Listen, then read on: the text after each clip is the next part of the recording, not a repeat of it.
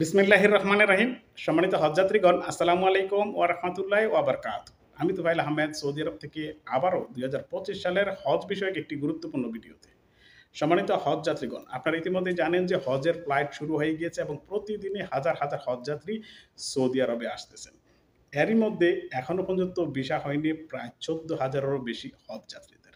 এই ১৪,০০০-এরও বেশি হজযাত্রীদের ভিসা নিয়ে ভিসা হবে কিনা, জটিলতা ইত্যাদি বিষয় নিয়ে আজ বিস্তারিত আলোচনা করব। তবে শুরুতে এই বিজ্ঞপ্তিগুলো সহ যেটি সংবাদপত্রে উঠে এসেছে সেটি আপনাদের সামনে তুলে ধরি। তারপর এই বিষয়গুলো নিয়ে আলোচনা করব।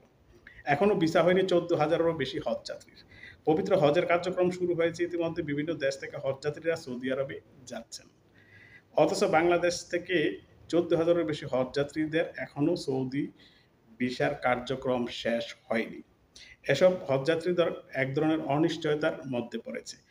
এ পর্যন্ত সৌদি আরবের উদ্দেশ্যে ১৫,১৫৪ জন ঢাকা ছেড়েছে। এর মধ্যে একজন হজযাত্রী মারা গেছে। তার নাম খলিলুর রহমান। তার বাড়ি রাজবাড়ীর পাংশায়। ধর্ম বিষয়ক মন্ত্রণালয় হজ অফিস থেকে এ তথ্য জানা গেছে। জানা যায় এবারে সরকারি ও বেসরকারি ব্যবস্থাপনায় ৮৭,১০০ জন হজ করার কথা রয়েছে। এর মধ্যে সরকারি ব্যবস্থাপনায় ৫,০০০।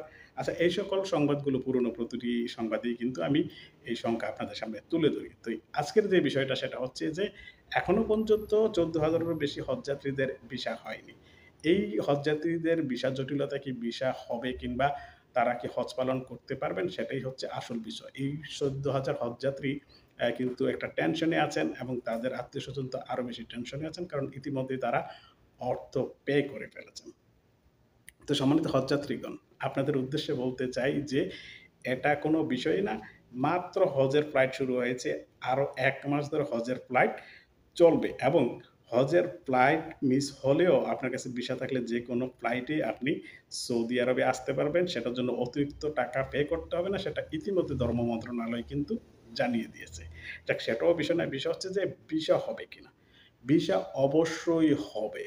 ভিসা অবশ্যই হবে। সৌদি দূতাবাসের একদিনে ৫,০০০-এরও বেশি ভিসা দেওয়ার সক্ষমতা আছে।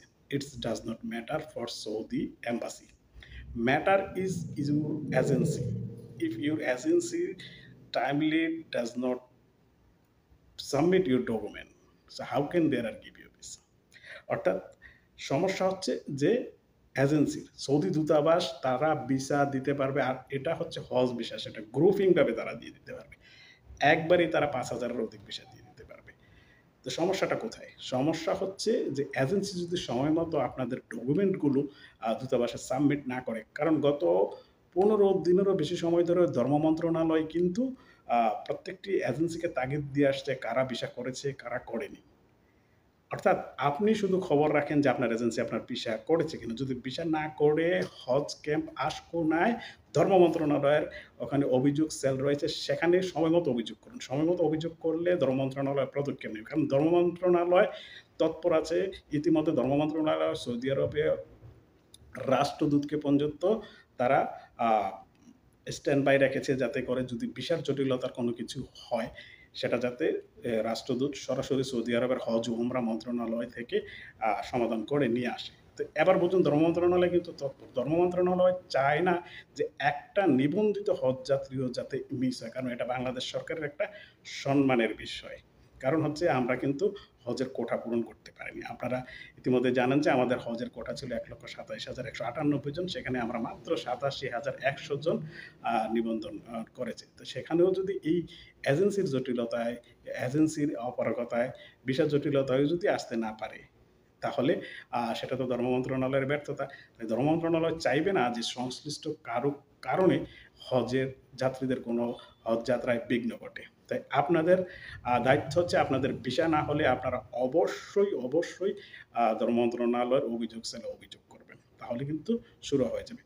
১৪,০০০ ভিসা, এটা সৌদি দূতাবাসের ১-২ দিনের ভিসা দেওয়ার সক্ষমতা। কারণ তারা ইতিমধ্যে কাজের ভিসা পর্যন্ত তারা একদিনে ৫,০০০ দেওয়ার সক্ষমতা রয়েছে এবং তারা সেটা প্রতিদিনই দিত। যদিও এই মুহূর্তে উমরা visa, family Jiara visa, multiple visit visa তারা কিন্তু বন্ধ রেখেছে।